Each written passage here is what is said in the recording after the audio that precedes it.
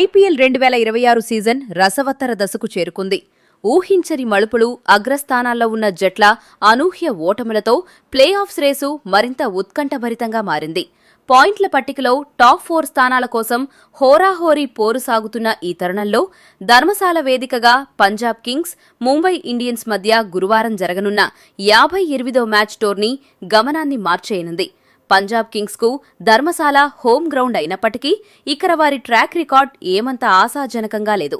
ఇటీవలే ఢిల్లీ క్యాపిటల్స్ చేతిలో ఇక్కడే పరాజయం పాలుకావడం వారిని మానసికంగా కలవరపెట్టే అంశం. ధర్మశాలలో టాస్ కీలక పాత్ర పోషించనుంది.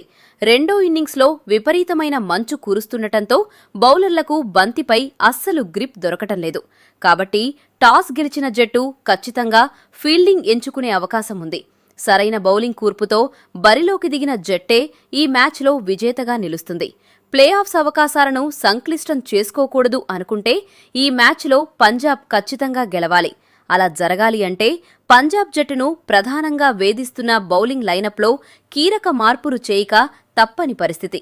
గత మ్యాచ్లో Marco Jansen, Yash Thakur, Ben వాష్వీస్ ఏమాత్రం ప్రభావం చూపలేక ధారాళంగా పరుగులిచ్చుకోవడం ఆందోళనకరం. మరోవైపు మార్కస్ స్టోయినిస్ ను కేవలం 6వ బౌలర్గా వాడుకోవాల్సింది పోయి 5వ బౌలర్ బాధ్యతలు అప్పగించడం వ్యూహాత్మక తప్పిదం.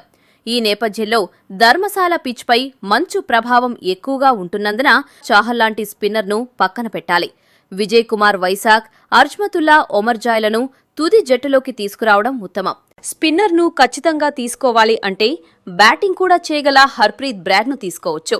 అలాగే బౌలింగ్ భారాన్ని మోస్తూ అలసిపోయిన మార్కో జాన్సన్కు విశ్రాంతినిచ్చి లాకీ ఫెర్గూసన్ను తీసుకురావడం ద్వారా బౌలింగ్కు అదనపు బలం చేకూరుతుంది. ఇక ముంబై ఇండియన్స్ విషయానికి వస్తే ఆ జట్టు ఇప్పటికే ప్లే ఆఫ్స్ రేసు నుంచి నిష్క్రమించి పాయింట్ల పట్టికలో అట్టడుగున ఉంది.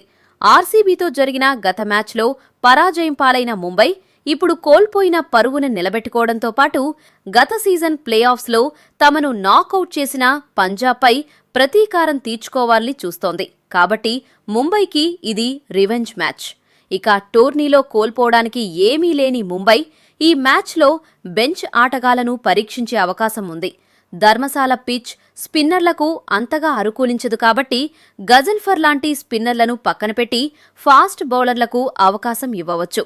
జట్టులో విల్ జాక్స్ రూపంలో పార్ట్ టైం స్పిన్నర్ ఉన్నారు కాబట్టి శార్దుల్ ఠాకూర్ లాంటి అదనపు పేసర్తో బరిలోకి దిగడమే ముంబైకి లాభిస్తుంది. ఈ మ్యాచ్ పంజాబ్కు అక్షరాల డూ ఆర్ డై. ప్రస్తుతం 13 పాయింట్లతో ఉన్న పంజాబ్ ఈ మ్యాచ్ గెలిస్తే 17 పాయింట్లతో ప్లే ఆఫ్స్ అవకాశాలను మెరుగుపరుచుకుంటుంది. కానీ ఓడిపోతే మాత్రం వారి ప్లే ఆఫ్స్ అవకాశాలు దారుణంగా దెబ్బతింటాయి.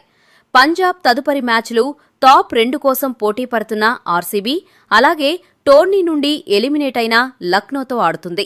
బౌలింగ్లో అద్భుత ప్రదర్శన చేస్తున్న ఆర్సీబీని ఓడించడం పంజాబ్కు చాలా కష్టం. కాబట్టి కాస్త జాగ్రత్తగా ఆడి ముంబైపై పంజాబ్ విజయం సాధించడం వారికి కలిసొస్తుంది. ఇక పంజాబ్ గెలుపోటములపై మిగతా జట్ల భవితవ్యం కూడా ఆధారపడి ఉంది. పంజాబ్ ఓడిపోవాలని ఎస్ఆర్హెచ్, చెన్నై, రాజస్థాన్తో పాటు కోల్కతా కూడా బలంగా కోరుకుంటున్నాయి. ముఖ్యంగా ఈరోజు కేకేఆర్పై ఆర్సీబీ, రేపు ముంబైపై పంజాబ్ గెలిస్తే ప్రస్తుతం 3వ స్థానంలో ఉన్న ఎస్ఆర్హెచ్కు భారీ ముప్పు పొంచి ఉంటుంది. ఎందుకంటే అప్పుడు ఈ రెండు జట్టు ప్లే ఆఫ్స్కు మరింత చేరువవుతాయి. టాప్ 3 స్పాట్స్ దాదాపు కన్ఫర్మ్ అవుతాయి. అప్పుడు 4వ స్థానం కోసం సన్ రైజర్స్, కిందనున్న చెన్నై, రాజస్థాన్, కేకేఆర్ జట్లతో పోటీ పడాల్సి రావచ్చు.